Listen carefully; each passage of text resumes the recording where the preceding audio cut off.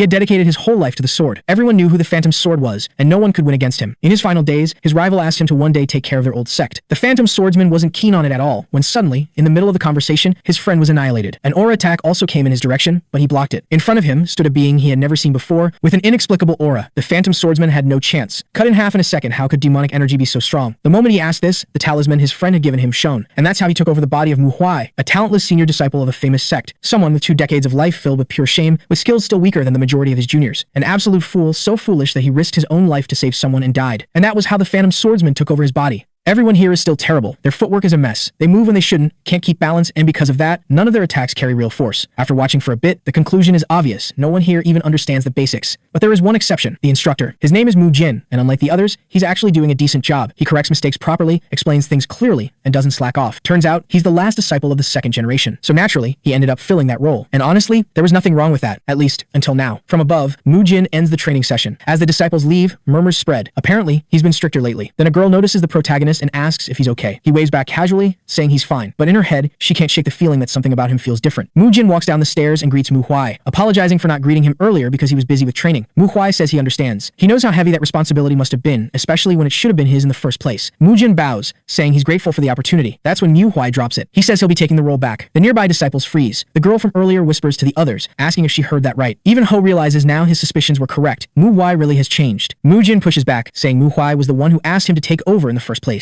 Mu Huai calmly replies, what's wrong with taking responsibility for his own duties again? Mu Jin snaps back. He says Mu Wei forced the role onto him because he lacked confidence. That's when Mu Wei laughs. He realizes it now. This guy isn't just helping out, he wants to become the main disciple, the one who can succeed the sect leader. And with most 1st generation disciples busy rebuilding Manhwa, the fastest way to change the sect isn't through elders, it's through the 2nd generation. On top of that, there's the purple aura circulation technique, a technique only the sect leader and the main disciple can learn. Mu Huai needs it, so he won't back down. Mu Jin gets frustrated. He brings up the invasion of the Palace of the Black Knight, says Mu Huai disobeyed orders, stayed behind, and caused others to follow his lead, forcing the elders to intervene. Mu Huai smiles, then admits it. He says Mu Jin is right, and that's exactly why he's taking responsibility now. Mu Jin yells, asking how anyone could trust him. Mu Huai lowers his head, saying Mu Jin simply doesn't understand the situation. As he walks up the stairs, Mu Jin asks what he's misunderstanding. Mu Huai stops. With a cold look, he asks since when did he need Mu Jin's approval. He's not asking for permission. He's informing him. Politely, Mu Jin's mind races. The man in front of him doesn't feel like the senior disciple he knows anymore. Unbothered, Mu Huai announces he'll take over morning training starting tomorrow. Any complaints can be brought up after the session, and he advises Mu Jin not to take it personally. Mu Jin mutters that he feels like he's looking at a completely different person. Mu Huai replies calmly, people change when they come close to death. The disciples whisper among themselves, trying to understand what just happened. Some realize Mu Jin isn't stopping him. Others decide they should talk to Mu Huai directly. As night falls, 2 disciples approach his dorm. Mu Huai senses them instantly. They ask to talk away from others. He grabs his wooden sword. The girl says they want him to take back what he said earlier. Mu Jin only stayed quiet to help him. Mu Huai finds that interesting and asks if Mu Jin sent them. She says no, they came on their own. Mu Wei says then he'll ignore them. That's when they say it. They don't want to be taught by someone weaker than them. Mu Huai stays silent, then says Mount Hua's hierarchy has rotted, and if they doubt his strength, he'll show them. One strike, the girl is disarmed and on her knees. Another strike, the boy goes down too. They're crushed. Hours later, bruised and exhausted, they admit defeat. Mu Huai asks if he lived up to expectations. They say yes. He asks if they still think he's weaker than Mu Jin. They say no. Satisfied, he tells them to rest. Morning training is coming. Elsewhere, Ryan asks whether the pair is truly serious about getting beaten by Mu Huai. One of them replies that this was not the senior disciple they used to know. San agrees, saying that he is clearly very different now, and that stopping him is not something that can be attempted carelessly. Unbeknownst to them, Jin has overheard the entire conversation. Approaching, he asks the remaining disciple what happened between the boy and the girl. Ryan replies that nothing major occurred, they simply disliked the idea of the senior disciple leading the next day's training. A few moments later, Ryan provides further details. Jin says he understands and that he will speak with the pair later. Even if Mu Huai is merely defending himself, Jin believes he will step back once he realizes he is not suited for the role. For that reason, trying to remove him behind his back is not the best option. Surprised, Ryan insists they were only worried. Jin responds that he will handle the matter himself, then walks away, leaving Ryan feeling awkward. The next day, the protagonist stands before his new students. Determined to give an explanation for his change, he says that before they begin, there are a few things he needs to address. From below, Jin wonders whether Mu Huai had been hiding his abilities enough to injure San and Ho so severely, or if he received help from Chael. In either case, he concludes that the truth will reveal itself sooner or later. By the way, Mu Huai conducts the training, catching everyone off guard. He declares that they are far too weak. While there may be many reasons for someone to become strong, there is only one reason for weakness, a lack of fundamentals. That is why, from that moment on, they will train only the 6th dual sword combination technique in the mornings, before moving on to more advanced techniques. Suddenly, someone interrupts. Everyone turns toward the voice. It is Ryan, angrily asking what is wrong with wanting to learn faster. Believing that no one else present can accomplish it, he declares that he will take on the challenge himself. His words leave the disciples speechless. Unbothered, Mu Huai remarks that everything here is a mess, cursing countless things under his breath. Calmly, He tells Ryan that if he has complaints, he should come up the stairs. Everyone is surprised both by the senior disciple's composure and by Ryun's reaction. Without hesitation, Ryan begins climbing the stairs. Once at the top, the young man says that he understands what Mu Y means, but does not believe it is right to abandon their current training, especially under Mu Y's leadership, which, as everyone knows, Mu Y cuts him off, saying that he is well aware that everyone believes his martial arts skills are terrible, and he also knows the real reason Ryun stepped forward. He's here to prove exactly that. Mu Y raises his voice and tells everyone to pay attention. From this moment on, he won't take a single step. He'll use only the 6th dual sword technique to block Ryun's attacks. No movement, no footwork. If Ryun manages to touch him with his sword or force him to move even once, Mu Y will take back everything he said and step down from leading morning training. The disciples are stunned. Ryan asks if he isn't being too reckless, just because he beat Musan and Mu Ho. Mu Y replies calmly. From what he saw, the two were seriously injured, and since Ryan insists on challenging him, Ryun charges forward without hesitation. Just like Mu Y promised, he blocks the strike without taking a single step. Down below, the disciples freeze, mouths hanging open as the clash continues. The sound of blades echoes non-stop. Ryan pushes himself harder and harder, pouring everything he has into the fight. One disciple recognizes the technique immediately. The concentrated wind sword technique, a high-speed style and Ryun's specialty among all second-generation disciples. Watching closely, Chael notices it too. Ryan is faster than before, but it doesn't matter. Mu Y blocks every single strike with overwhelming ease. While defending, Mu Y casually comments that Ryan is more troublesome than the other two. He actually has to use shoulder strength this time. Then he mocks him. Is that really all he's got? Ryan clenches his teeth. He admits it, he's frustrated, but this is his limit. He doesn't know what else to do. Someone in the crowd whispers if that's really the senior disciple they used to know. After all, he hasn't moved an inch. Mujin watches in disbelief, eyes wide. How is this even possible? Suddenly, it looks like Ryan lands a hit, but in his own thoughts, he realizes the truth. That wasn't a victory, it was confirmation. Mu Fui then explains calmly, it's not that he's strong, it's that when someone becomes obsessed with striking, their footwork collapses, and once that happens, the sword becomes meaningless. That's why even while injured he could block everything without moving. He tells Ryan he'll demonstrate what it means to swing a sword using the entire body, and then it happens. One blow. The strike is so clean, so overwhelming, that the entire training ground falls silent. From above, Mu Y orders Mu San and Mu Ho to carry Ryan to the infirmary. Then he turns to the others, tells them to stop staring, and raise their swords. The protagonist announces that morning training will now begin. Next, we see him correcting every small mistake his new students make. We're taken to the past when our boy asks Hyun why he chose Hwai as a disciple. The young man simply says Hwai is pretty average, but he's never seen him give up on anything. Dako asks if his friend chose the boy just for his determination. A bit sorrowful, Hyun says that talented disciples reach martial enlightenment on their own. But that's not the case for Hwai, and since shaping a martial master from an ordinary person is a mentor's duty, he chose the boy. Back in the present, our boy says he'd love to choose a few talented disciples, but now he's the senior disciple leading the second-generation disciples of Manhwa, so he can't leave anyone behind even if doing so is far more frustrating than he expected. That's why, if he meets Hyun in the afterlife, the guy will owe him a really good drink, even though deep down he just wants to know how the young man is doing, since he always focused on improving himself rather than taking care of his friends. Trying to comfort himself, our boy concludes that Hyun must be fine since he rarely lost fights, and says it would be nice to see his friend again someday. After a few days, we learn that the proper training of the second-generation disciples is going smoothly, even though it's been a tough road as they had to start from scratch. Still,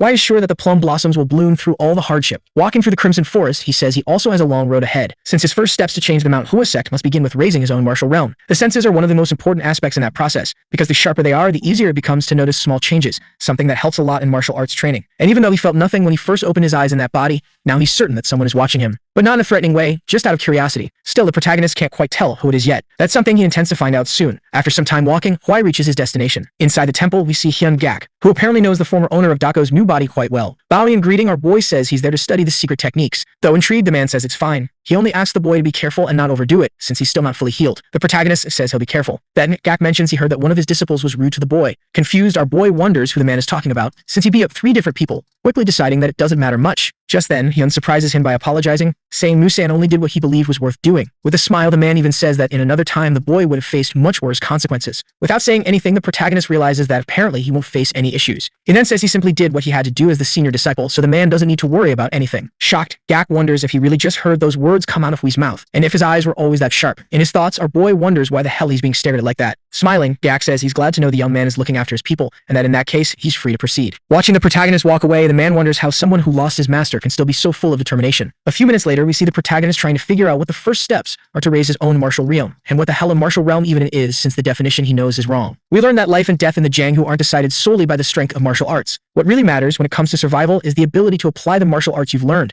as well as quick and precise judgment and thinking. That's why a martial realm is the mastery of martial arts, along with the experience and wisdom that come with it. This was the definition of martial realm that Dako reached after endless training and contemplation. That's why the first steps to elevate one's realm begin with truly understanding martial arts. Sitting while reading, the protagonist wonders what martial arts belong to the Manhwa sect. But after thinking for a bit, he realizes he has no idea, since there are things he still isn't allowed to read, as they're restricted to prevent greedy disciples from skipping essential steps. Thinking about that, our boy concludes that Manhwa is on the more lost side. But even so, it has a systematic set of martial arts that aren't hard to understand, like the 6 sword combination technique, the concentrated wind sword technique, the plum blossom sword technique, and the sword of 1,000 aromas. After learning those 3 techniques, it then becomes possible to reach the secrets of the plum blossom sword, and only then can one begin learning the greatest martial technique in the sect, known as Manhwa's signature technique. Devouring the book, Hui says the driving force behind the group that became one of the most renowned lies in the secrets of these sword styles. And rumor has it that the best swordsman in the sect mastered more than one of the 3 plum blossom sword techniques. Since the first technique is the roots, the next 3 are the trunk, and the secrets form the branches. Finally, the sword of 7 flowers, the 3-edged sword, and the lucid plum blossom sword are the flowers of the tree. Closing the book, the protagonist concludes that he has reached the trunk, and even if he wanted to reach the branches, he would need the plum blossom sword, which is given only to those recognized as martial arts masters. As he says something out loud, someone asks if he's referring to the plum blossom sword. It's Bakyu, who arrived quietly. Our boy stands up and greets the sect leader. The man says he came to see why someone had been there for so long, then asks if the protagonist minds if he sits for a bit. Naturally, Wei says he doesn't, while thinking to himself that he hadn't noticed how late it was, and that Gak had lit candles for him. Intrigued, Yu asks if the young man really read all that. Our boy says yes. The man then says he's heard about the changes in the disciples' training and asks if he's the instructor. Once again, the protagonist confirms. Curious, the leader questions why he's focusing on the 6 sword combination technique. Thinking, the man recalls how Hui used to hesitate even with simple questions, but now he's doing things he never did before. Meanwhile, the protagonist starts to suspect that the man is probably there just to check how things are going after Hyun's death, and whether he's faking being okay. So it's better to give you the answer he wants. Before going straight to the point, the protagonist repeats the question, then states that he's doing what he's doing because the second-generation disciples started off on the wrong foot,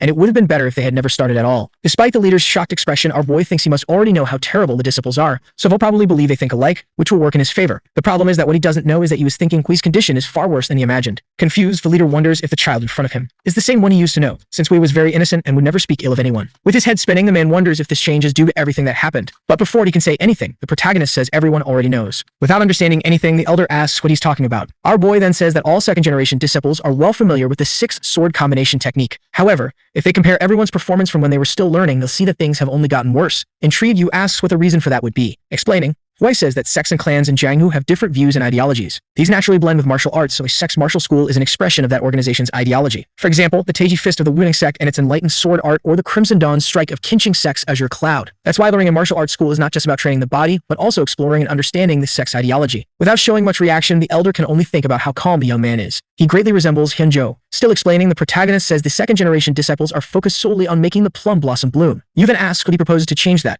Without hesitation, the protagonist says he needs to make everyone realize that learning the sect's signature technique is not the true purpose of a martial school, but rather to train endlessly in order to explore and understand the ideology and then apply it to daily life. That's why the plum blossom isn't exactly the end of everything. The elder's eyes widen as he realizes how much Hui resembles the deceased disciple. Not in appearance, but in wisdom. Yu wonders if he's the only one who can see the talent in that child. Agreeing with everything the protagonist said, the man remarks that he thinks very deeply despite being so young. Hui then says he now intends to guide the disciples in training with the 6 sword combination technique. Bak says he has no doubt the boy will do well, but would like to know what path he intends to follow. The question catches our boy off guard. Thinking, he says that after studying the martial arts of Manhwa's sect, he realized they're all good. But he also found some things disappointing, like the fact that they prioritize being strong only for survival, or the fact that they don't use combat tactics or heavier, larger swords. Even trying to hold back, the protagonist concludes that he won't be able to even if it shocks him. Out loud, he lies and simply says he doesn't want to walk a very grand path, because he intends to do the things his master wanted to do and take his place. After all, continuing on his master's path and surpassing him is a disciple's duty. Shocked, Yu says he understands, referring to seeing Hyun in Hui, which is not because of the boy's talent, but because of his will to follow his master's path. Thinking, he says that creating a new martial technique is no easy task. Still, he is very proud of the young man standing before him. Smiling, he says out loud that Hyun would surely be proud, and our boy thanks him. The man then reflects that his worries have turned into hope, stating next that the winter snow is cold, but the scent of the plum blossoms that endure the cold and bloom is much stronger. And even if he wasn't able to protect the plum blossoms that bloomed on Manhwa, a small bud remained, so from that moment on, his duty would be to make that bud bloom. Out of nowhere, Yu says aloud that there are many other flowers besides the plum blossom on Manhwa. Then he asks if the boy knows why they chose that one in particular. The protagonist says he doesn't. Being mysterious, the elder says he'll learn a lot if he reflects on that. He quickly gets up to leave. After taking a few steps, Yu says he forgot to mention something. He then reveals that he also lost his master, but even so, he can't say he fully understands Hui's sorrow. However, the boy shouldn't think of Hyun's death as an end, but rather as a beginning to do what he would have wanted. In silence, the protagonist thinks that actually isn't such a bad idea. He then thanks him for the conversation filled with wisdom. Alone, Dago remembers the past when someone said he looked very fragile. Aside from being arrogant and reckless, which are 2 perfect qualities when it comes to building muscle, the mysterious man then asks if he wants to try a new way of training. We return to the present moment, where in the morning the protagonist seems to be training in the way that man taught him. Thinking, he says he didn't expect his encounter with the Iron Fist King of the Mountain to be so useful, since he taught him a pretty rough but very effective training method that will show results in no time. Suddenly someone yells and says it's time. Not understanding anything, our boy asks what the girl is talking about. With her eyes shining, the young woman says that the sect leader asked for him to come down the mountain. We see the Elders Temple, where someone says the next edition is about the third generation disciples. Yu, agreeing, says the problem is they didn't have time to select such disciples because of the Shaanxi massacre. One of the elders then says it would be interesting to accept some disciples from external sects to show that they are doing well. Neither agreeing nor disagreeing, another man asks if it wouldn't be better to send a disciple to check on the external sector of Shaanxi, since another unorthodox alliance or evil organization is probably trying to fill a power vacuum. We learn that external sects are located outside the martial halls created to teach the martial arts of Manhwa's sect. That's why the influence of an external sect comes from the fame and achievements of the main sect. In thought, Yu says it makes sense for the external sects to be more anxious after what happened, but first they need to choose which disciple to send. Taking initiative, the leader says this matter can no longer be postponed. He then suggests that they send a second-generation disciple. Concerned, San says the outside world is still a mess. Yu then says that in that case they can choose some of the most talented disciples, including Woody. Smiling, Jin says he likes the idea, but everyone is shocked that you mentioned the boy. San says he doesn't really like the idea of sending the young man, but the leader says he's changed a lot over the past month, and he's certain the boy will be fine. We're taken to the city of Posen, where the protagonist and 3 other disciples meet. Thinking, our boy says it's a small town, with nothing interesting except for the alcohol. Suddenly, the long-haired girl calls his attention to show him a chicken dish. Yes, apparently they've never eaten chicken that way. Jin then tells Manhwa not to forget that they're wearing the Manhwa sect's uniform while she drools. The girl says she got it, but quickly adds that now she smells lamb. Then she asks how they could not want such good food. Suddenly, someone bumps hard into Hua. Her big eyes widen in surprise. Quickly, everyone starts staring at the rude guy. Fly raises his arm and Jin asks what he's doing. The man then asks if it's the first time those plum blossoms are in Jingshu. He then says the girl should apologize since she bumped into him. Hua shouts that he was the one who bumped into her, while the protagonist thinks those guys must be from some criminal organization, probably the one that took over the power vacuum left by the external sect of Shaanxi. Even so, it doesn't make sense for them to be that rude unless they have the backing of someone powerful. Not wanting to get directly involved, the protagonist concludes that learning to deal with that kind of people will be good for his students. He then decides to take action and show how it's done. Pointing his sword at one of the men's eyes, he asks where he thinks he's looking. He then says he knew from the start that it was the man who bumped into the girl, but he preferred to wait and see how the guy would act, and since he was rude, he picked a fight with the Manhwa sect. Catching the guys by surprise, the protagonist adds that now he understands what Jingshu's underworld thinks about the sect. Sweating nervously, one of the men apologizes, but our boy says he doesn't accept apologies from scum like him, and that if he wants to stop his ally from losing an eye, he better get out of the way right now. Mouth wide open, the man thinks that apparently the boy really will attack. Boy narrows his eyes and keeps staring, making the group run off with their tails between their legs. Hua apologizes, and as he puts his sword away, the protagonist says she doesn't need to apologize since it was the man who was at fault, and since he knows everyone must be surprised by the situation, he'd like to suggest they find an inn first to eat something. The girl and another disciple are happy with the idea, but Jin remains silent, thinking about how he was the first to apologize for his friend, even though it was those men who started everything. All because he was too worried about how they should behave. Unlike Hui, who seems aware of everything happening around him and reacted like he's used to that kind of situation, even if he's just pretending. Meanwhile, our boy can only think that he should have stabbed the man. Not knowing anything, Jin promises to himself that he'll work harder so that something like this doesn't happen again, and so that no one else will look down on them. The group arrives at the inn, and the protagonist immediately rushes to order a bunch of things, making the waitress nervous. A few minutes later, we see a pile of empty dishes and Hua who looks completely stuffed.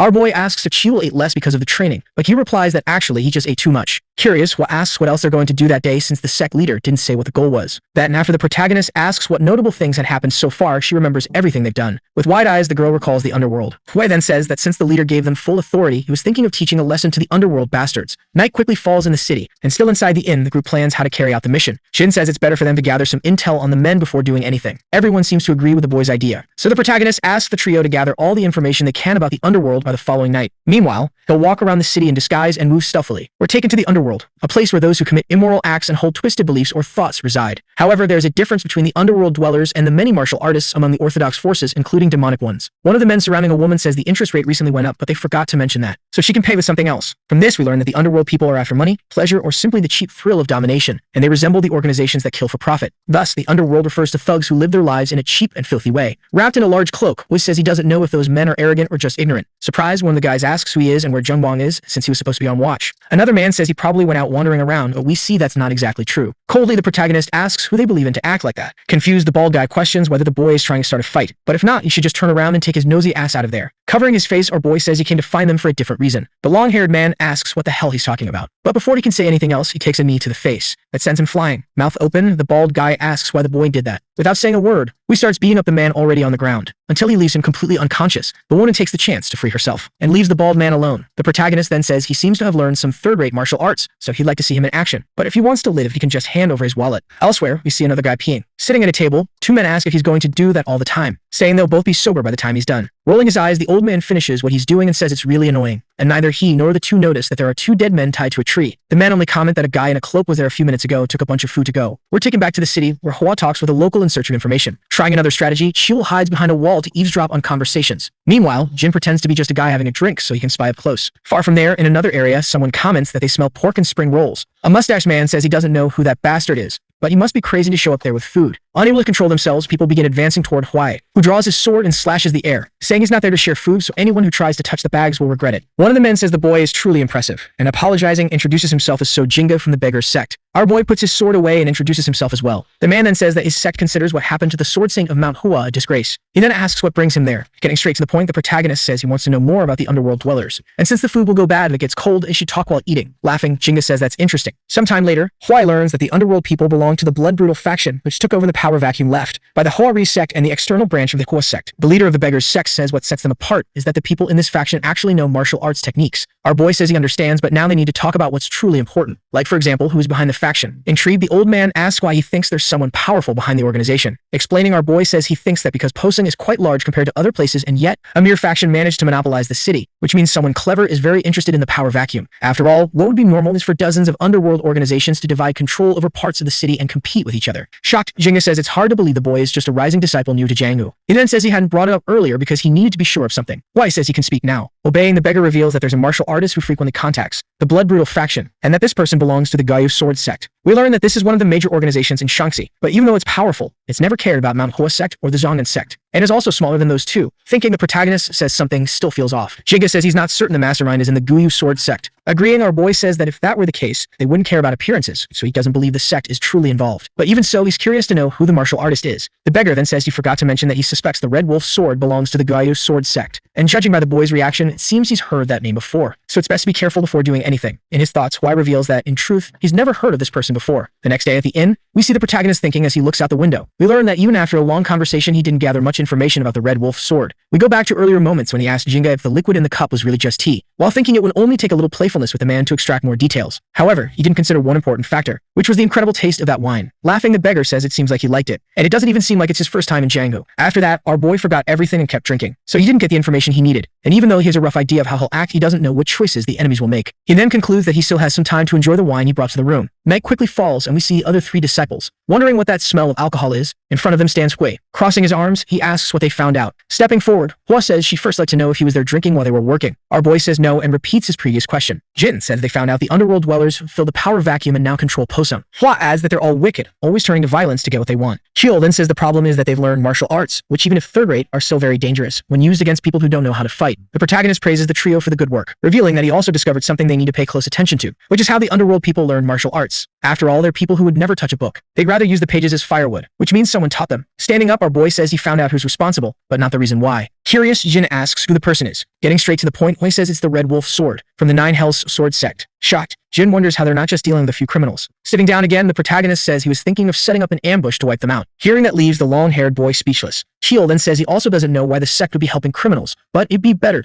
to inform the elders first. Without showing much reaction, the protagonist asks if he's sure about that. Going against her companions, Hua says she agrees with the senior disciple, since they need to face the problem head-on. Even though he disagrees, Jin remains silent, thinking they need to consider the current situation. Since Mount Hua is overwhelmed with recovering from the massacre, and entering another conflict could make things worse. Deciding to speak up, the boy says doing that is very dangerous, because it could start another war with a powerful sect. Hua says he understands his concern, but that none of that will happen, because that's not how the Nine Hells Sword Sect operates. After all, they would start a fight if they wanted to eliminate an organization, rather than doing everything in secret. And with Mount Hua's current state, they could invade and wipe them out at any moment. That's why he believes the criminals are truly connected to the sect, and even if they are, they won't start a war with Mount Hua. Jin tries to say something else, but our boy doesn't let him. Even so, the boy asks if the information he got is reliable. The protagonist says yes, because he spoke with people from the Beggar's Sect. With wide eyes, the disciple wonders if he really means the sect that accepts any beggar as a member, being the largest organization in terms of numbers, that uses its numerical advantage to obtain food and information, and also knows martial arts, which means any information that comes from them is trustworthy. Heading toward their destination, Jin concludes that he's worrying for nothing, since Wei promised he'd try to resolve things peacefully. Our boy tells everyone to get ready, while thinking that he can't show he's anxious or he'll become a burden, so it's better to go all in. After seeing the boy break the gate with a kick, Jin wonders what happened to the peaceful approach idea. Inside, the criminals ask what the hell is going on. Stepping forward, the protagonist says it's great that they're all gathered there, then asks for someone to inform the Red Wolf sword and the organization's leader to come outside, kneel, and apologize if they want to keep their lives. Staying the symbol on the protagonist's sword, the criminals realize they're dealing with people from Mount Hua sect, Jin and Hwa say they didn't find that entrance very peaceful, but Hui says that's the right way to handle things in Jianghu. Suddenly, someone appears asking what all the noise is. One of the criminals tells the old man that Mount Hua sex people are there. Thinking to himself, the old man wonders if that's really possible. As he stares at the quartet standing in front of him, realizing they're just kids, the old man asks if they're trying to die, then states that he'll let it slide because they're with an important guest. The protagonist then says, actually, they're the ones who'll die if they keep talking in that tone. Shocked, the man says that if he knew who his people were messing with, he'd be more careful with his words. He then orders the group to show the quartet just how terrifying the Jianghu can be, but without killing anyone. The men quickly take position and draw their swords. However, something catches Hwa's attention. Up ahead,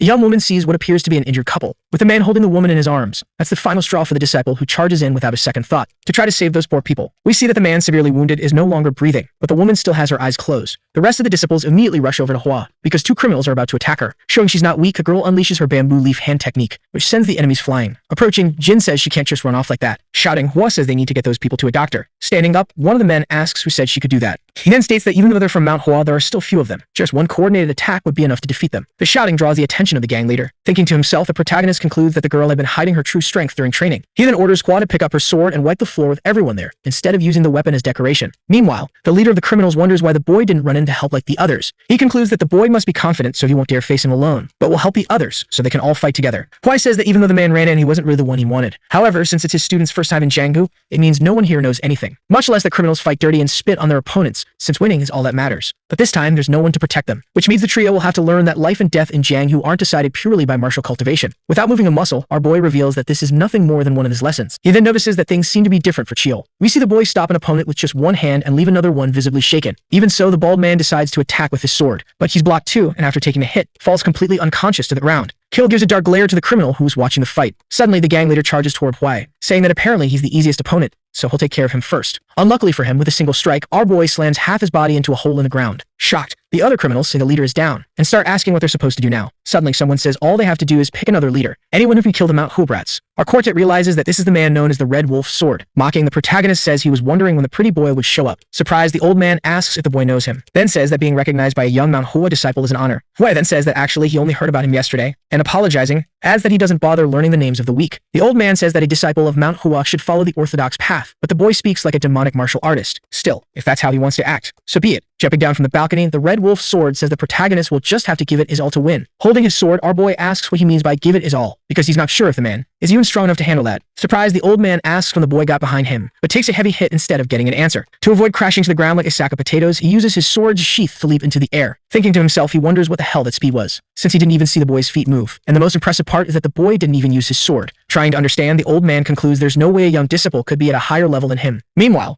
Hwa can only think that there's nothing special preventing him from finishing off the Red Wolf Sword, especially now since he wants to test his sword. After all, it's been a month since he's been training and researching the combination of Mount Hua's martial arts. Even though there's been no one who could assess his progress and performance, that's why the old man in front of him becomes so valuable, because even if he's not strong enough, he's still something. Without hesitation, the white-haired man charges forward, but the protagonist dodges like it's the easiest thing in the world, and after ducking to avoid another strike, he takes the opportunity to counter using the bamboo leaf hand, which sends the man flying as he keeps charging ahead. After closing the distance, our boy delivers another blow, leaving his opponent completely stunned. Trying to regain balance, the man wonders how the boy read his movements. He then concludes that that's why he couldn't keep up with the young man's actions, which means that maybe they really are on different levels, whether he wants to admit or not. Raising his sword, the old man says he acknowledges that the boy is not just some talented youngster and apologizes for having underestimated him, stating right after that now he will go all out. Our boy remains still as his opponent approaches. Stopping midway, the man launches an attack that shows why he's known as the Red Wolf Sword. Seeing what's happening, the trio of disciples becomes worried for Hwa, but with a single strike of his sword, our boy makes the Great Wolf vanish. He then states that the technique the man used is fierce, but has many openings, and judging by the way he used it, he hasn't even learned the second half. Stammering, the old man asks how the young one knows that technique, but it seems to be too late as Hwa is already closing like a flash, forcing him to stretch himself thin trying to defend. Even though he's confused, the man is sure he blocked the attack, but quickly realizes the boy used the illusory sword technique, that being his last thought, before strawberry juice goes flying, leaving the criminals in disbelief. However, we find out the protagonist didn't kill his opponent, he only cut his hair and cheek. With wide eyes, the man tries to understand why he spared him, and why he hadn't used his sword from the beginning. Even so, he decides those things no longer matter, because now he must figure out how the boy can be so strong and so young at the same time, and so talented, even more than him despite being older. Angry, the Red Wolf Sword orders Quinn not to look down on him, because he's dealing with a martial artist from the Nine Hells Sword sect. Other wolves appear and charge toward the protagonist, who quickly counters with his sword to defend himself, then strikes at the old man across the battlefield. Everyone stops to witness the scene, as the white-haired man loses balance and screams, thinking he was already training when the boy was born and continued practicing to be acknowledged for his martial arts. But now the young one has shattered his years of effort like they were nothing. Charging forward in fury, The man yells, asking why his efforts aren't recognized by Hawaii, but takes another slash and doesn't get an answer. After several minutes with his head stuck in a hole, the leader of the criminals finally regains consciousness. Terrified, he starts coughing and asks what the hell happened. Looking ahead, he sees the red wolf sword screaming before being struck directly in the neck. Wounded, the man can only express shock. On the ground, the old man thinks that nothing is as unfair as talent because all of his efforts became a victim of a boy's talent, who surely trained only a few hours a day. Unlike him, a martial artist from the Nine Hells sword sect, Huai watches confused as his opponent laughs and rambles. The old man then says the boy must be used to getting attention, and that defeating him will only make him more well-known. So he should enjoy it while it lasts, since in the end he'll die just like him, because the sect will come after whoever is responsible for his death. The protagonist mocks him, saying that for someone on the verge of death, he sure talks a lot, and kicking the old man to roll him over, says that the way he speaks sounds like someone who feels inferior, which makes sense for someone who's a member of the Otherworld unit. We learn that the Nine Hells sword sect is divided into the Otherworld unit, the Hell unit, and the Despair unit, known as the three axes that support the sect. However, the Otherworld unit received no merits and is the weakest of them all, which means they were only eyeing Southern Shanxi, because the unit's mission during the war against the brutal dragon faction was to guard headquarters and provide backup. But the members of the unit seeking merits started faking mission reports. After hearing all this, the old man asks how the protagonist knows everything. Without answering, he says the man must think that the Otherworld unit will avenge his death, but unfortunately, they'll do nothing but cover it up, since this would be the perfect opportunity for the other two units to crush the Otherworld unit. With a dark look, our boy says that even if they climb Mount Hua seeking revenge, he would never fear such a weak unit, since he was the one who once faced the Nine Hells sword sect alone. Hearing this makes the old man widen his eyes, and it also catches the attention of the criminal's leader, who decides to bury his head back down, while no one has yet noticed that he's awake. Thinking, he says he didn't see anything. But suddenly, a hand grabs his clothes. It's Wei, who effortlessly lifts the man, then asks why the hell he was still lying down instead of handling things. Frightened, the gang leader says he'll do whatever he's told. A few minutes later, inside the criminal's house, the protagonist and the other disciples read the notebooks containing records of the gang's activities. With everyone subdued, he asks if that's really all they do. The leader says yes. Our boy then says that from that moment on, the stolen money will be returned to its rightful owners. And, in addition, they must get rid of the gambling den that very night, even if they're scared. The man with the big forehead says doing all that in one night will be kind of hard. But upon seeing the expression on Hui's face, he simply says they'll figure it out. The protagonist says he's actually wrong about one thing, because the reason he didn't kill them all isn't mercy, but rather so the victims have someone to take their anger out on, since the sin they committed is heavier than death itself. Therefore, they'll all have to live serving those they harmed for the rest of their lives. With the instructions given, Hui says that except for the faction leader, the others may leave to carry out their tasks. Curious, Hua asks what our boy is going to do while the others watch over the criminals. The protagonist simply says he has unfinished business, and the girl then asks if he's going to drink again. Embarrassed, he asks the girl to go keep an eye on the men. She says they'll be fine and that they'll go right away. Thinking, our boy says the girl understands faster than he expected. But this time, he's not interested in drinking. Confused, the faction leader asks why he had to stay standing up. Hua says he can't fool his nose and must guide him to the place where the wolf tuber flower is located. We find out that in his past life, Dako wandered around searching for rare items since he didn't have a sect to rely on and needed a lot of money, which he also had to find a way to earn on his own. However, rare items are called that for a reason. They're not easy to find until one day, while resting, he discovered the tuber flower, which had a bitter and dirty smell that was unforgettable. Going down the stairs, he notices the aroma getting stronger and stronger, while the leader says that the flower is 200 years old and was supposed to be taken by the Red Wolf's sword, but now there's found a more fitting master. The protagonist says he did a good job, but can leave now. Alone, he thinks that with iron doors and stone walls, he won't need to worry about practicing energy circulation, and even though a 200-year-old flower isn't that great, it doesn't change the fact that it's very valuable. Opening a small box, Hui says it's time to enjoy a 200-year walk, but upon a closer look, he realizes the wolf flower is much bigger than he imagined, which means it must be at least 400 years old. Holding the flower in his hand, he says he never imagined finding it so easily, and since it doesn't feel right to consume it all alone, he'll share the next item he finds sometime later, still at the criminal's house.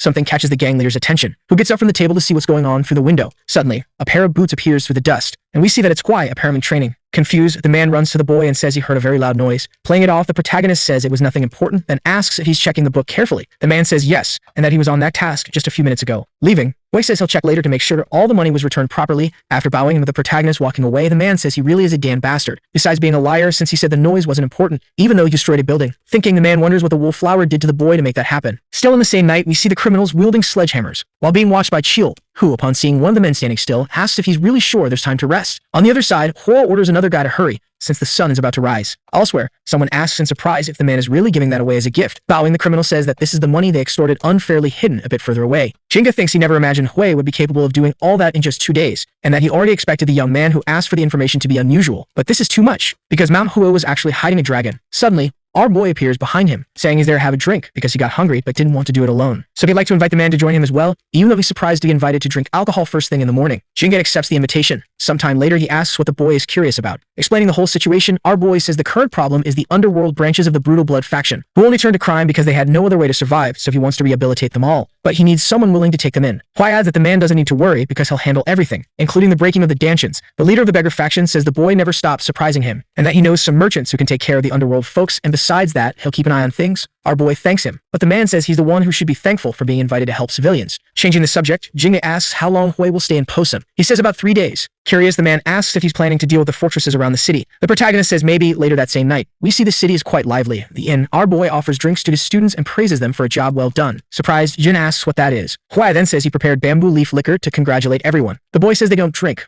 but the protagonist says that actually it's allowed when there's something to celebrate. And since many new disciples tend to die during their first real incident, they should celebrate the fact that they're still alive, especially after fighting people who had the intent to kill, unlike them, who, from that moment on, must always remember that life and death aren't decided by one's level in martial arts, so they don't end up having a tragic end like many rookies who ignore that facts. Smiling, the protagonist says now it's time to drink. Jin asks if that wasn't also his first incident. Lying, our boy says it was, and in that case, everyone should raise a glass for completing their first incident in Jiangyu safely. Hua says the liquor is delicious, and the long-haired boy agrees. The girl then says now she understands why Hui loves drinking alcohol so much. Without saying a word, Shul thinks about the sword technique the protagonist used earlier, which definitely wasn't from Manhwa, meaning he needs to find out where it's from. Out loud, the boy says he has a question for Hui about the technique he used during the battle with the Red Wolf sword. Since his sword transformed into something he'd never seen before, it had concentrated power and curves that weren't smooth. Thinking, our boy says he thought everyone would be focused on the other enemies instead of watching him. Using the sword technique that contains the principle of weight, which is one of the principles he invented in his past life. With his head spinning, he tries to understand how the boy noticed such a subtle change in movement, saying out loud that he'll explain more about it, but not at that moment because there's something they need to do. After they finish drinking, of course, since after they hear what he has to say, they won't have time to drink for the next 3 days. Elsewhere, we see a carriage in the forest. Suddenly, someone orders the driver to stop the vehicle immediately. The man asks what's going on, coming out from the bushes. An old man says it's nothing serious, but the man must hand over everything he has if he wants to stay alive. We see that a bit farther away, the Golden Quartet is observing the entire situation. Hui then says the bandits hide in the forest until someone passes by, and even if they seem to be part of the underworld, they're different because they've learned martial arts and are more organized, since the previous criminals only learned martial arts because the Red Wolf sword had a goal to fulfill. But these guys are structured, and if they're here, it's because there's a fortress nearby. Hua says she understands and asks why Hui is telling them all this. Our boy then says it's because for the next 3 days, they will eradicate every fortress that exists, and each one will have the chance to take down one of the structures alone while the others watch. The trio is quite surprised. Worried, the girl asks why he made that decision, and if it was because they did something wrong. The protagonist asks what she means because they know they almost died due to being unable to take down the underworld figures, mainly because they weren't ready to harm other people, which they'll have to do on this mission. Sheol agrees and says that, in fact, they could have died if it weren't for Hui. Jin then asks how the protagonist prepared himself to kill others. In his thoughts, our boy reflects on how he wishes he could share about his first real fight, which happened a long time ago, but is still something you don't easily forget, because he was young and terrified, afraid that if he didn't kill, he would die. Snapping out of it, he says he was afraid they get hurt, so he killed the enemy to prevent their fears from becoming reality.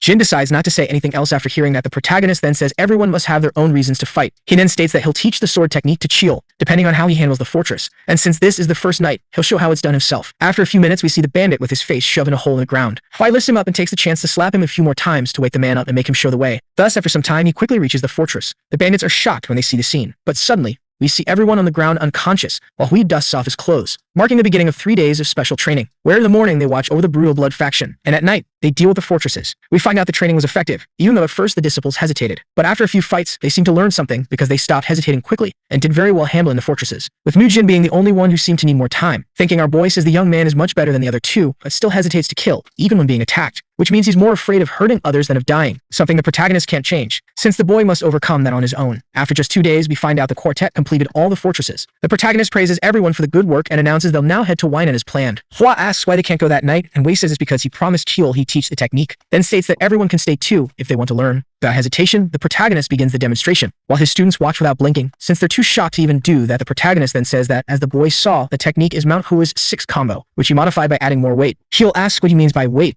Explaining, our boy says Mount Hua's sword techniques allow someone to move to the next attack, even when blocked, which means it can be combined with any other technique, and also makes it possible to mix in elements of illusion. The disciple remains stunned, but Hui says they all should already know about the sword saying of Mount Hua, even if the man wasn't the first to do this. He was the best, which means he also had deep martial knowledge, to the point that maybe the flamboyant shift and the plum blossom were combinations of the 6th sword, which differ based on the amount of weight applied. That's why Mount Hua's techniques are incomplete. They don't study the sword's weight deeply enough, and learning a new technique that was never finished when one already has a solid foundation can be foolish, something Kim Jo knew and practiced in secret, since an incomplete technique could end up causing chaos. After all this beautiful explanation, Hui asks Cheol if that was the technique he wanted to learn. After a few minutes in silence, the boy lifts his head and says yes, then asks him to teach him. We find out that Cheol's training continued throughout the entire night until dawn. Exhausted, Hua wonders how much longer she'll have to keep watch, then calls Jin's attention to suggest they run off from there, focused on the training. Hui says the boy has been wielding the sword using the principle of illusion, instead of focusing on the principle of weight and the difference in how to use the sword. Sweating, Cheol says he understands. In the background, we see the two who were on watch have already taken off, deciding to go check on the underworld folks and get some rest. We're taken to the city, where an irritated man tells another to walk faster, because at that pace they won't be able to accomplish anything. Looking around, Hua notices there are no problems to handle, concluding that in fact the underworld people just needed a chance to change their lives. However, she then thinks maybe they're only behaving because they know they're being watched by her and by Mu Jin,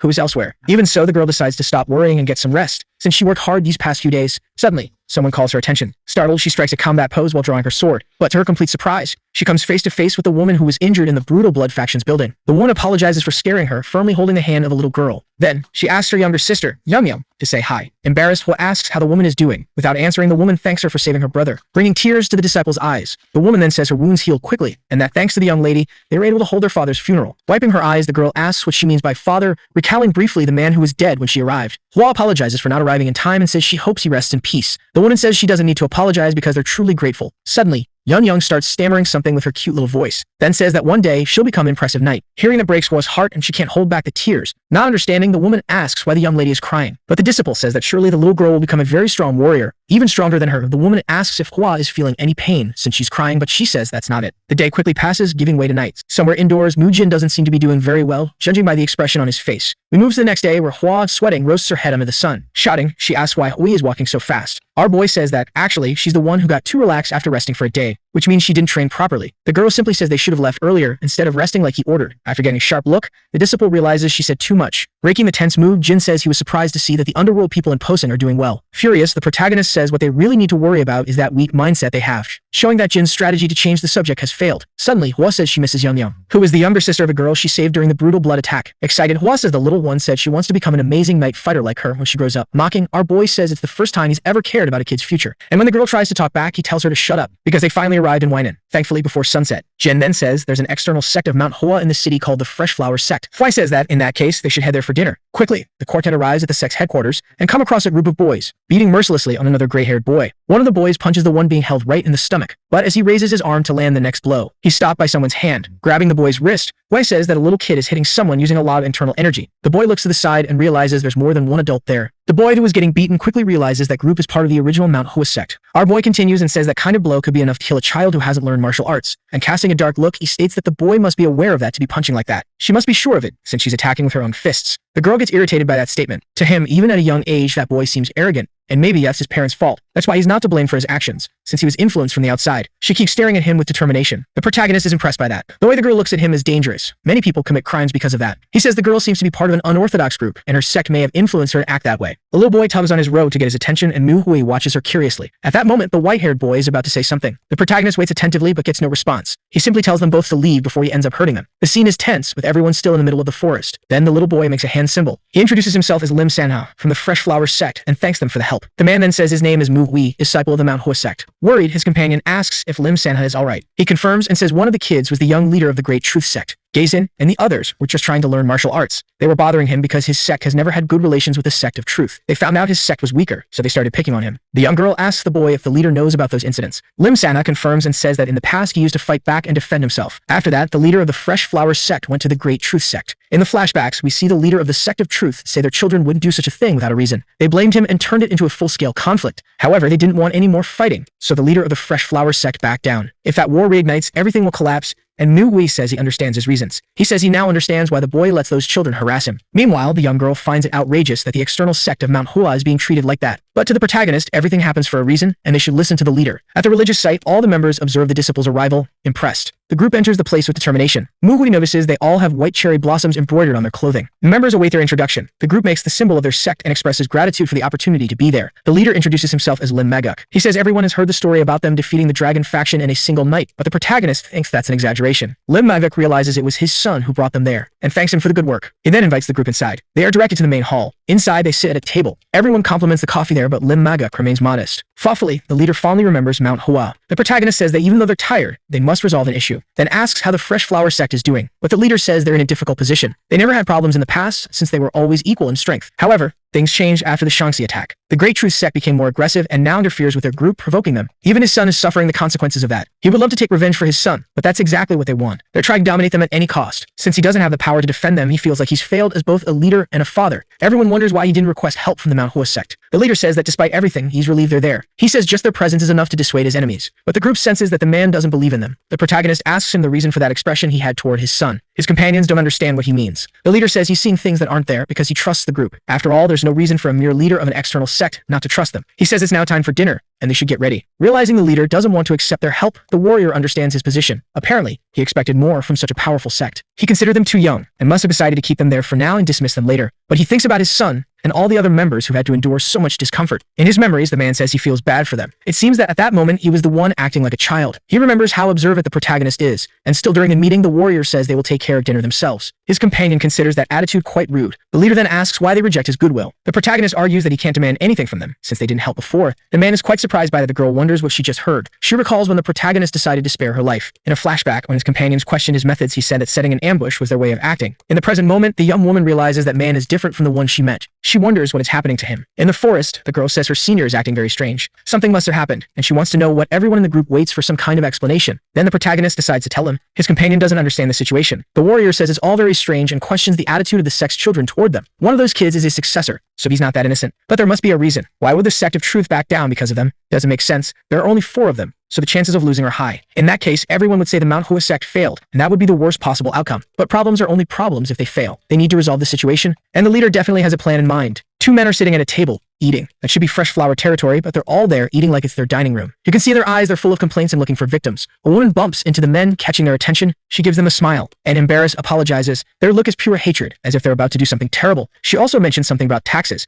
which makes the group even more confused. The group of men comments on the protagonist's sect, calling them opportunists. Apparently, the great sect of truth has already taken over that place. The group keeps talking, something's about to happen. The protagonist orders that none of his companions interfere. No matter what happens, they find that request strange. Another man passes by them, saying he can't take it anymore, and then taps another guy on the shoulder. He asks if they meant to say those things just to be heard. The atmosphere starts to get tense. Then the rival group begins to provoke them, and the sex group shows no fear. The man says he's drinking too much and orders him to stop immediately, but the man continues, saying they're strutting around arrogantly. He calls them a bunch of damned demonic bastards, keeps provoking him, but the man suddenly pulls his chair hard, causing him to fall to the ground, then threatens him, saying that's what happens when someone insults the sect of truth. That's when the sect's leader decides to act. This draws the attention of the man who was attacking. Not only his attention, but that of everyone around. One of them wonders who that person is, but before he can even realize, the young warrior reacts quickly and delivers a strong kick to him. He doesn't just attack that man, but everyone around him. The man asks what's going on. He suddenly can't move anymore. That's exactly what the leader wants to know. But the warrior only wants to know how someone with not even a drop of martial skill dares to wield a sword, especially since he always thought there were differences between orthodox and unorthodox alliances. He asks what the man was planning to do with that sword. Embarrassed, the rival says he only used it to scare him. The leader then takes the sword from him, saying that if he was going to use it to intimidate a weak person, it's better he doesn't have it at all, and tells him to settle things with the same guy he hurt. The man finds it absurd that he's trying to start a fight, so the warrior gets angry, saying that man must think his sect is a joke. The man apologizes but warns that he asked for it. The warrior says the only way he'll be forgiven is by begging for forgiveness at the Fresh Flower sect, and if he's not there before sunset, the sect of truth will become nothing more than a memory. Frightened, the man simply nods. Everyone on his team falls silent at that. It seems their leader is becoming bolder with each passing day. They wonder if things will ever truly be okay. The next day, the leader of the sect of truth is walking through the forest. He's with his group. They all stand before a great temple. 3 times in his life, the sect leader felt such heavy anguish in his chest. The first was when the members of the Manhwa sect were dying in a bloody battle. The second was when his eldest son died. And the last was when he realized his son had been suffering attacks. Now another moment has been added to that list. At the temple, the protagonist notices that his rival still has no intention of apologizing. The old man says that even though he learned martial arts, he knows nothing about proper etiquette. At that, the young man deduces his actions must have bothered him a lot. Maybe he lacks etiquette, but that doesn't even compare to what the great sect of truth is doing,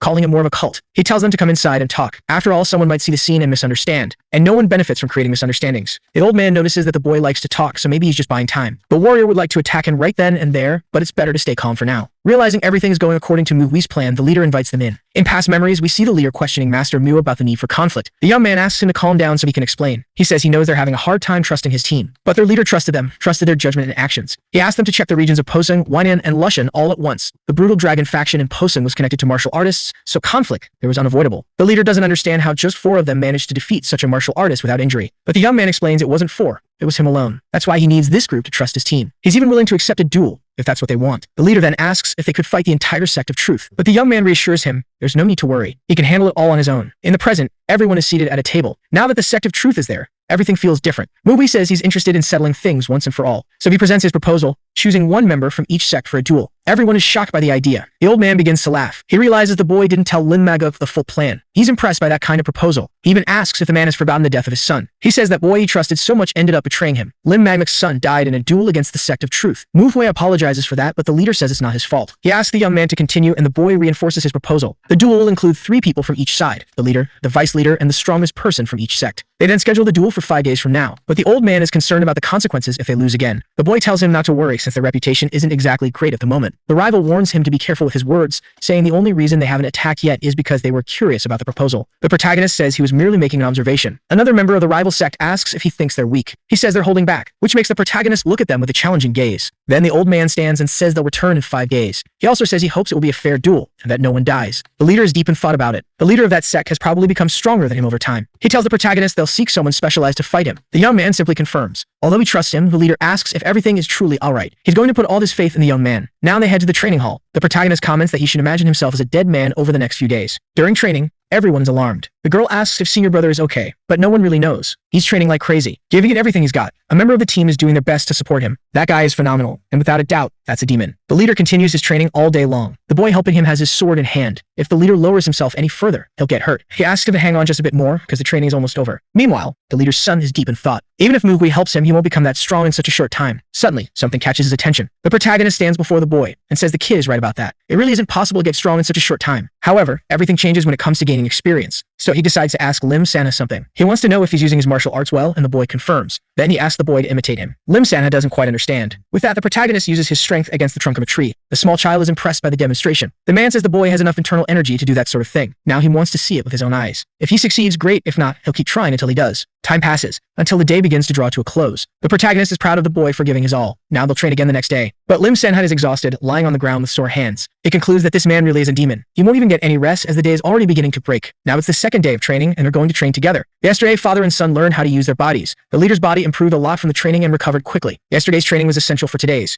Now they will learn how to find their stances, and Mu-Hui will show them how. He asks his assistants to take their positions. Mu-Hui is going to fight all of them. The girl will be the first. She charges at him with everything she's got, but the boy easily dodges her sword and quickly lands a kick on the young woman, who falls hard backward. Then the second assistant steps in, but the warrior continues to defend and counterattack. He's incredibly fast and agile. Though it seems dangerous, Lim San's father decides to just watch for now. He wonders what Mu-Hui is trying to show them. In the fight, the protagonist defeats the girl, then dodges and goes back to fighting the second assistant. The boy's sword has more weight now, but it's still not enough. He continues sparring with his teammate, but eventually that one also loses. In the end, he tells his teammates where they went wrong and what they need to improve. That's how both will train until the duel, but the leader doesn't quite understand. To him, it all seemed too wild for a simple training session. But he notices something different. The warrior says that the best way to improve in a short time is to gain more life and death experiences. That's the only way they'll be able to defend themselves from even weak opponents. Now this will be a real fight, and their goal will be to kill him. Lim Sanha is paying close attention, and his father shows concern for him. But the boy is determined to give his best in the fight. If he's going to do it, then it must be done right. So he charges at Mu-Hui, but the boy is able to counter with ease. Lim Sanha is sent flying backward. His father watches the scene, and before he realizes it, Mu-Hui's sword passes terrifyingly close to his face. The fight is serious, and the leader jumps back. He asks if his son is okay. The boy says it hurt to be hit, but it was no big deal. Behind them, the warrior asks if they're planning to just stand there chatting. They should fight like it's a real battle. He and the boy won't survive if they don't. The leader returns to the fight. With his sword and strength, he gives it everything he's got. But the warrior Mu-Hui still manages to hit him with ease. Then he lands a strong punch to the man's face. According to him, in that battle alone, the leader has already died 314 times. The man realizes he can feel his opponent's movements even with his eyes closed. Using that kind of ability shouldn't be hard for him. Yet even so, he can't dodge properly. The leader argues that it's because the boy's attacks are just too fast. He didn't even use his internal energy at that moment, though it seemed like it. The warrior simply asks him not to try to shift his responsibilities onto someone else. Then they return to fighting once again. The leader grows ever more determined. He charges full force toward Mu-Hui, but that also proves useless. Until the day turns to dusk, and the man lies on the ground, utterly exhausted. But Mu-Hui shows no mercy and calls him to fight again. This time, however, it is the young boy who approaches him. The man advances too, but once more, the protagonist defeats him. And so, they continue training without stopping, throughout the night, without pause. The next day, two men are seated at a table, drinking tea. One of them says that a rising lotus sword should be enough for the battle. The leader of that sect plans to humiliate them all on the day of the duel. The man in front of him will play the role of humiliating them. According to the strange man, it would be a miracle if he doesn't end up paralyzed. He also worries about the consequences after a death, but the leader reassures him, rumors are just rumors. Even if only Mount Hu stands against them, it won't be a problem. The leader says he knows how to handle it on his own. The man in front of him wonders how someone weaker than him can be so arrogant. He questions whether the man is blinded by greed or has always been that way. Everyone followed the order and left the meeting room, but nothing takes Mu-Hui's mind off the feeling that he is about to uncover what Kang is hiding. The young man remains thoughtful as he realizes there is something more important. The training of his group must proceed as planned, so everyone is in position in the courtyard, ready to begin. He confesses to Mu-Hua that he feels bad for not having supervised for training lately. Now he intends to train them like dogs. Muchiol is so eager to debut his sword that he attacks without thinking, hurling the weapon at his friend and trainer. The massive sword cuts through the wind swiftly toward Muwai, but he reacts quickly and blocks the attack. The young man realizes, just as he predicted, that the large sword has made his moves stronger and heavier. But with one lightning-fast motion, he corners the warrior and places his blade right at his neck, explaining that the weapon's weight has also made him slower and that a single mistake could cost him his life. As he speaks, Muwei catches something in his peripheral vision. He then dodges Muwei's attack, realizing that he had actually dodged a scabbard. This is a distraction tactic that forces the enemy to waste their reflex on an object that can't cause harm, only to follow up with a real attack, a feat that throws off the opponent while the sword follows from the opposite direction. Still avoiding the use of her sword, she kicks the master's leg and maintains her advantage, gradually weakening him. Surprised by his defense, the young woman tries to understand what went wrong. Muwei explains that although clever, it doesn't work so well, because it's too obvious a trick, something an experienced fighter would spot. With that, he strikes her without mercy in a swift move. She escapes and dashes away like a blur. Her senses are sharp and she watches Muwei approach from afar like a demon. Recognizing her natural talent, he thinks he can help her better harness that advantage. Taking distance, she gathers herself, still flustered. Muwei yells in anger that she almost died, and barely finishes her complaint when the master appears behind her, sword against her neck, emphasizing that if she wants to face her enemies, she truly needs to calm down. The girl admits that would take years, and they move on to the next lesson. Mujin steps up to face the challenge. Though very young, he manages to control his temper and act. However, the senior disciple notes that even though he's better in duels, the boy has a weakness. Muwei launches a side attack. The boy dodges with all his might and repositions himself for a swift counter. He strikes, sending his sword toward the master without hesitation. But Muwei evades effortlessly and notices the boy isn't as fast as he should be. Even so, the youth doesn't give up and tries to attack from behind as the senior disciple turns his back. However, a staff gently hits his back and he realizes it's not a sword. Indignant, he demands to know why the boy isn't using all of his abilities and is more worried about his well-being than attacking. Firmly gripping the fighting staff with one hand, Muwei uses the other to strike Jumin with a violent blow directly to the chest, causing such intense pain that he loses his breath and almost vomits. His friends watch anxiously because they know how much that must have hurt. Jumin falls to the ground from the impact of the blow, and Muwei concludes that he is more afraid of hurting others than of dying, and that is his weakness. The young man writhes in pain while his master reflects that this might not be a problem now, but it will be when he faces a real opponent. When Jumin needs to give his all for himself and for others, he won't be able to act if he gives in to his emotions, and that will put everyone at risk. Concerned about the situation, they all know that if things continue like this, he may have to ask the young man to leave the group. At last, they finish the day's training, and Muwei emphasizes that they are all aware of their own weaknesses. There is no shortcut to improving overnight. The fastest path is to train without stopping. He concludes by saying that if they understand that, they should practice like there's no tomorrow,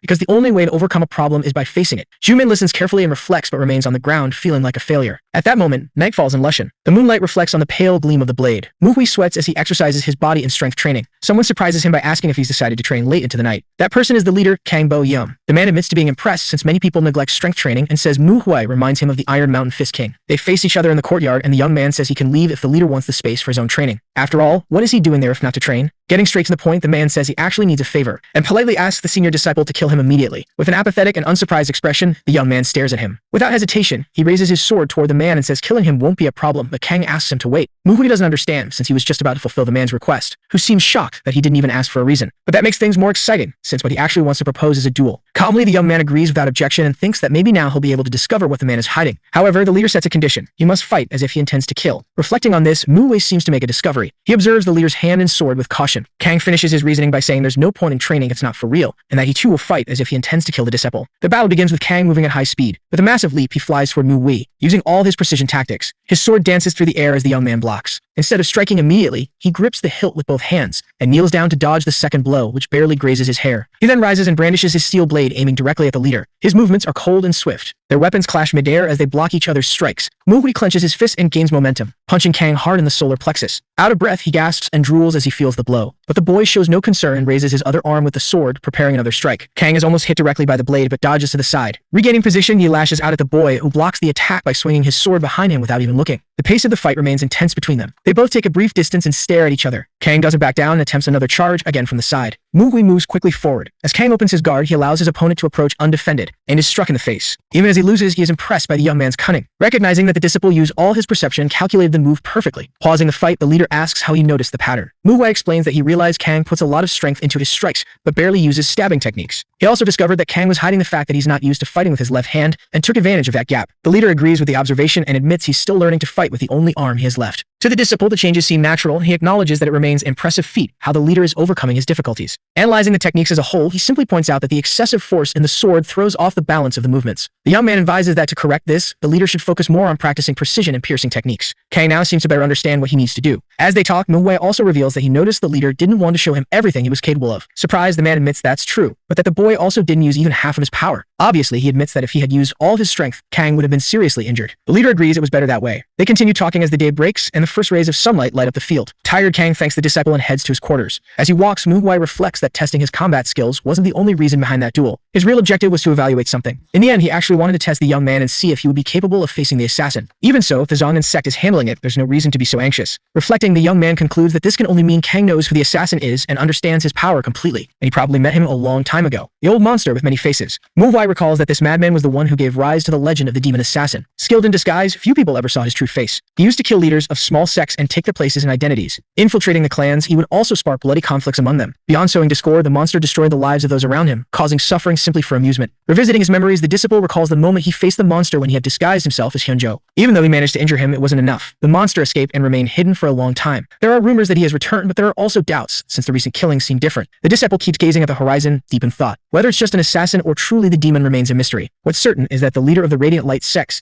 seems to know something important that he chose not to reveal. Otherwise, he wouldn't be this anxious. Trying to connect the dots, Manhwa believes it would be impossible for the monster to have lived this long, so it's likely the assassin is one of his disciples. Even more mysterious than the identity of this figure is the extent of his power. Restless, the young man senses that he needs to get closer and thinks the easiest way is to meet the person tasked with finding him. Absorbed in his thoughts, Manhwa concludes that as long as it isn't an elder, he's confident he can defeat the assassin. In the end, he realizes it would be much better if the Zhongnan sect could handle this without requiring his intervention. That afternoon, the disciples of Zhongnan continue their pursuit. One of them observes sword marks on the ground. Their leader believes that's proof enough they're getting closer to the assassin and orders them not to lower their guard. The group marches forward fearlessly, bracing for the worst. The presence of the assassin can be sensed by the squad leader. Someone watches them from the top of a rooftop. It's Manhwa, who has put his plan into action. He can barely believe there are only 3 of them, and one older man. From experience alone, he already knows he's in trouble. First-generation disciples have priority in the hierarchy. Among them, only one is meant to become the leader of the clan or sect as the core force of the organization. The young Hyunjo, called the Holy Swordsman, is Manhwa sect's favorite. The Zhongnan sect is one of the most renowned in Shaanxi and surely has its own favorite among the young disciples. But who is this great disciple whose fame spreads even though no one knows their name? A young woman smiles as she celebrates finding a martial artist. She introduces herself as Il-mu of the Zhongnan sect. The others in the trio also introduce themselves as Il-sun and Il-hun. Formally and respectfully, Manhwa offers a bow. With humility, he acknowledges that it's an honor to be in their presence, even though he holds a lower position. Kang is also present in the room and calls everyone to a meeting, explaining that this encounter wasn't originally in his plans. Il-mu explains that they were talking about the assassin, and that the leader thought it best to wait for Manhwa's presence,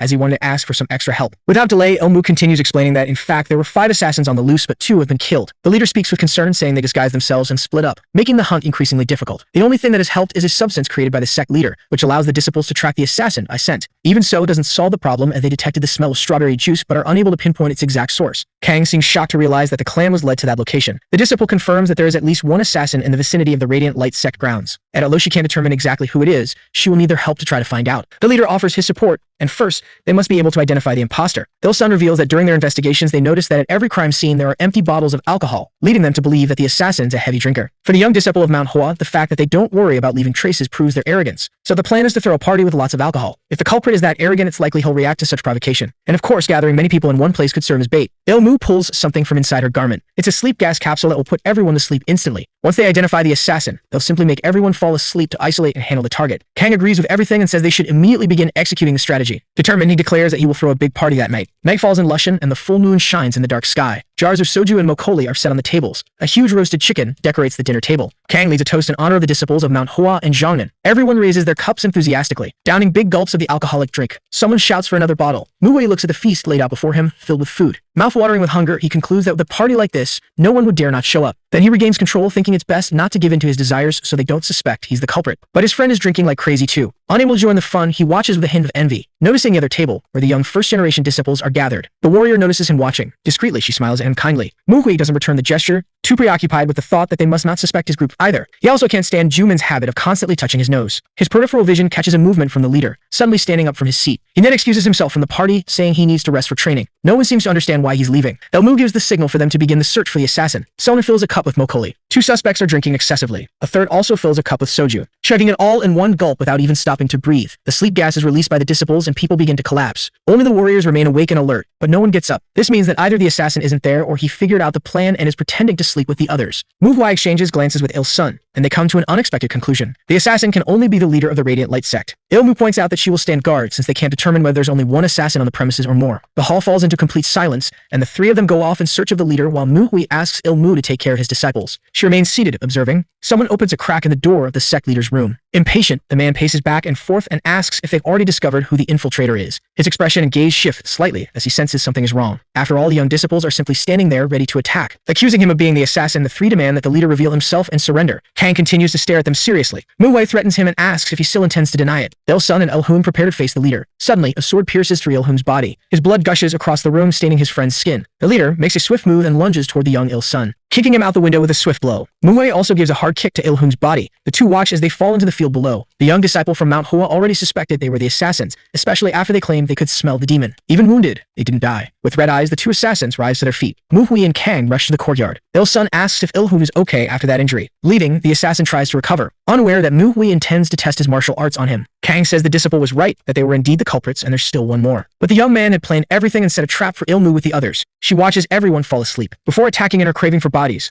Like a true demon, she extends her claws toward Manhwa, but she notices sudden movement. Muchiel charges at her with his large sword, blasting her away with the force of the impact. Il-mu is thrown out the window in a jolt but lands on her feet. Surprised, she can't understand how they didn't fall asleep from the gas. Manhwa curses Il-mu, calling her a coward for planning something so outrageous. The assassin watches as they all remove cloths from their noses. Quickly, she realizes they were clever and planned everything so well she didn't even notice. Still, in the face of her power, Il-mu mocks the trio and asks if they really intend to fight her. According to her assessment, it will be easy and boring to defeat them all, and so she offers a proposal to the group. Il-mu suggests they leave Manhwa to her and run far away. Her red eyes burn with a terrifying glow. Meanwhile, in the courtyard, Kang charges straight at Il-sun, blocking one of his strikes with his only arm. The demon finds the move far too obvious, but Kang retaliates with a powerful kick to the stomach. The assassin is furious from the hit. The leader's sword slices through the air toward the enemy, with swift movements that throw Il-sun off. The sect leader doesn't hesitate before cutting off the demon's right arm. As blood sprays everywhere, the assassin attacks Kang ferociously, scratching his face with his claws. Il-hun is in attack stance. He launches his claws at Manhwa, but the young man slices them off with a single quick sword stroke. Weakened, the demon is then punched hard in the stomach by the disciple. The demon stumbles backward. His eyes boil with hatred as he stares at his opponent. Unfazed, the young disciple doesn't stop and delivers another punch to the assassin. Il-hun is pushed back but regains momentum and charges toward Manhwa at high speed, but suddenly he loses strength and drops to his knees. Overcome by an incredibly intense pain from within, the senior disciple observes the situation and says the assassin is even weaker than he expected. Facial mimicry and bone contraction techniques are what allow them to change their appearance, and that only works when they look directly into the victim's eyes. Manhwa concludes that they cross paths with the disciples of Zhongnan and wants to know who is behind them. Admitting that the young man is correct in his assessment, the demon reveals that two of them were killed during the encounter, but that they defeated the disciples. But Manhwa doesn't believe that version of the story because the assassins have no real skill and are no match for the disciples. Il-hun simply calls him arrogant, finally revealing the sword in his possession, leaving the young man stunned as he sees the weapon, a symbol of the sect forged by great blacksmiths. However, upon closer inspection, he realizes it's a replica. Meanwhile, the demon explains that not just anyone is capable of crafting a sword like that, and even replicating one is a major feat, confirming that this is indeed a sword from the Zhongnan sect. Even so, the senior disciple has doubts and questions how they gained access to such a weapon,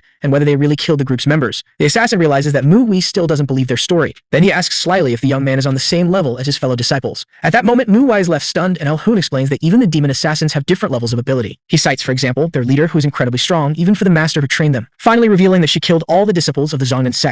In a fit of rage, Manhwa ends up injuring himself badly with the sword. Il-sun screams upon seeing his friend die. Kang doesn't understand why the young man rushed to destroy the demon so quickly. The head rolls across the courtyard like a soccer ball. The leader of the Radiant Light sect can barely believe the technique the young man just used, but before he can say anything, Manhwa runs off in desperation, racing against time as fast as he can, regretful for wasting so much time testing his martial arts instead of helping his group. He knows he has to hurry and prevent the worst, because his disciples are in danger. The large sword is stained red. Manhwa, Muchiel, and Jumin are nearly dead, and the assassin is carrying their bodies. With a demonic gaze, she says that two of them might still leave alive. The three of them look at the girl. Manhwa says she'll go first since the assassin seemed to like her so much. She prepares for the attack and charges straight at the young woman, but she is easily able to defend herself. With absurd strength, she throws Manhwa back. Suddenly, another group member goes toward her. Descending from above, he lands right in front of her. He grabs his sword to strike, but as he attacks, the girl ducks and avoids the blow. Now it's her turn to fight. Using her sword, she manages to wound the young man, who is sent flying backward. Suddenly, someone calls her name. She stops, trying to understand where the voice is coming from. Her eyes are red with fury. The person who called her starts to panic, already full of regret. Her rival is thirsting for a real fight. The one who called her doesn't know what to do. Then we see an old memory. Someone lies on the ground being brutally attacked by a masked figure. That stranger had no chance of survival, and the masked figure is delighted with what he's done. Under a table, we see a girl trying not to make a sound. Her eyes are filled with tears. Back in the present, a girl takes a punch to the face and is thrown far away, crashing hard into the ground. The demonic girl watches her, slightly confused. The two exchange frightened glances. Manhwa decides to go all in once again, charging at her rival, but her enemy manages to grab the sword and attempts another strike. Manhwa doesn't know how to react. and ends up getting struck in the stomach. It hurts her deeply. Her rival grabs her by the hair. Now, another group member tries to strike her, charging at her with all his might. The young man grabs his sword with determination and points it at the enemy. But his rival is even faster, and her blow wounds him badly. His companion is horrified by what she sees. She can't believe this is really happening. Suddenly, her younger self appears beside her, pleading for her not to take the risk. The little girl says nothing can defeat that monster. To her, the only option is to run. Even if they try, they won't succeed in defeating her. She says that's the reason she's ignored so many things in life. She never trained enough, only focused on survival. And that same thing happened before. She doesn't have that much courage anymore. Now instead of fighting, she'll have to make a different decision. But suddenly, Muchiel appears. Even injured, he hasn't given up. He says that person is even stronger than their senior disciple. He tells Mujin to leave and call for backup because he'll hold out as long as he can. Their opponent finds him stubborn for still trying. The girl thinks that running might be the only logical choice at that moment, and she wants to flee, but something feels wrong. She doesn't understand how everyone is still fighting even after losing so much. Then she returns to the repetitive thoughts from training. She doesn't think she's good enough. Muchiel's proposal made her feel relief, not anger. She can't understand why she's still hesitating. She remembers her training with the protagonist. According to him, Mujin has a tendency to self-sabotage. He talked about how she buried her fears in the past and can't deal with them today, and he asked her to remember the first time she ever held a sword. So the young woman begins to try to recall it, and returns to her past memory. She's under the table again, hiding, watching her family member being harmed. While the creature committing the act smiles with satisfaction, she remembers being completely alone in that terrifying place. There was nothing anyone could do during the attack except hide. Resistance was completely useless. The little girl watched as her family was destroyed, and even so she was afraid and thought that was pathetic. To fight with more courage, she needed to learn martial arts. So she trained, and as she did, two of her fears faded away. Now she had become a new person. She had truly overcome herself. But she still hesitates because she feels she hasn't trained enough. That's why Mujin doesn't have the courage. She can't understand how everyone around her keeps fighting without hesitation. And she doesn't understand why she felt relief at the chance to walk away. She doesn't feel any different from when she was a child. She feels like she hasn't overcome anything, and that she's still acting like a coward. Apparently, her training was for nothing. She realizes that all she ever did was try to escape her cowardice.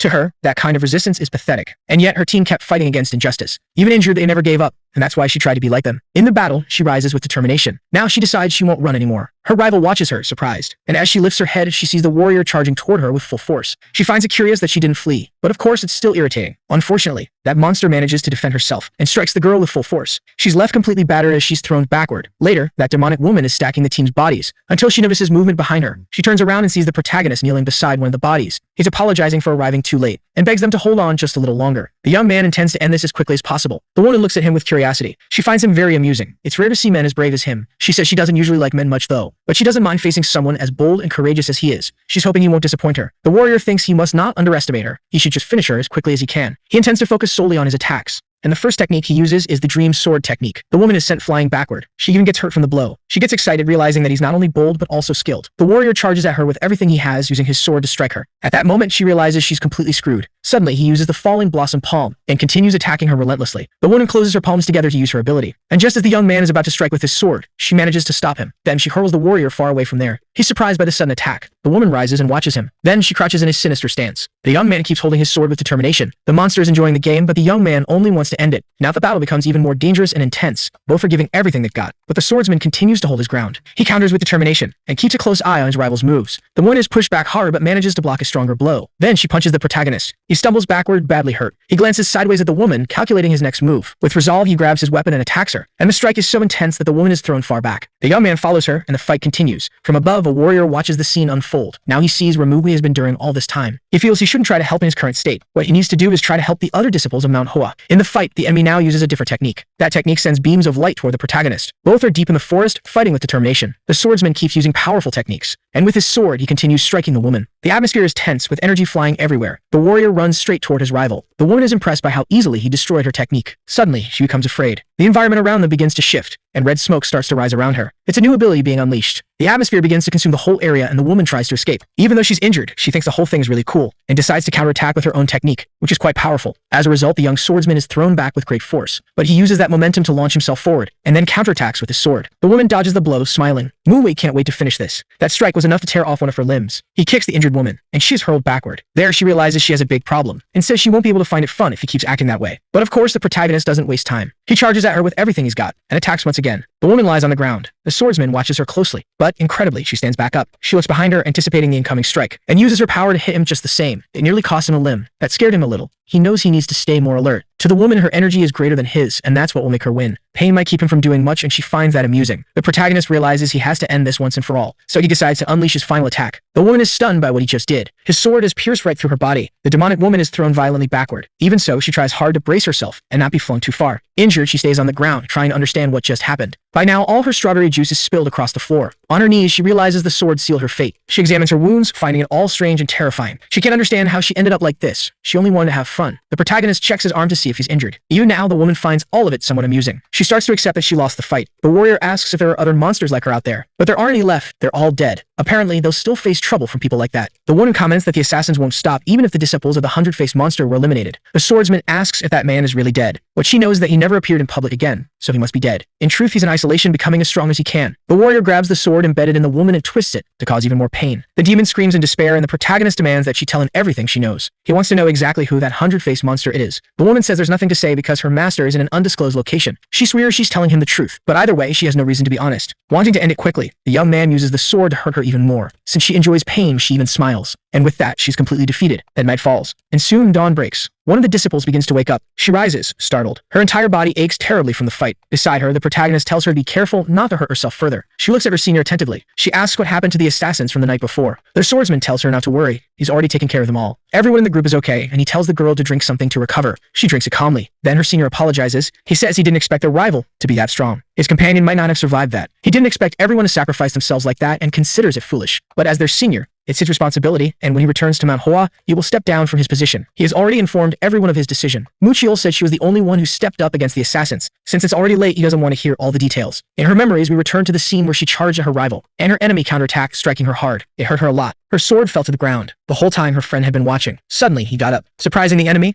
the protagonist listens to every detail of that story. Mujin thinks it all sounds like a joke, but to the swordsman, none of it matters anymore. But the young woman disagrees. Sometimes the difference between a small action and a real decision is what truly changes something. To him, she's like this because she just fought someone incredibly strong. Though sooner or later, it may happen again. What she needs to do is stop dwelling so much on the past. Now the conversation has gone on long enough. Her senior calls her, and she asks where they're going. The warrior says they're both going to train, but she says she's still too hurt to do that. But to Mu Hui, this is the perfect moment. Suddenly, she finds herself in a warm, soothing lake. Her companions are there too, talking about how nice it is to take that time for themselves. Mu Hua is also enjoying the moment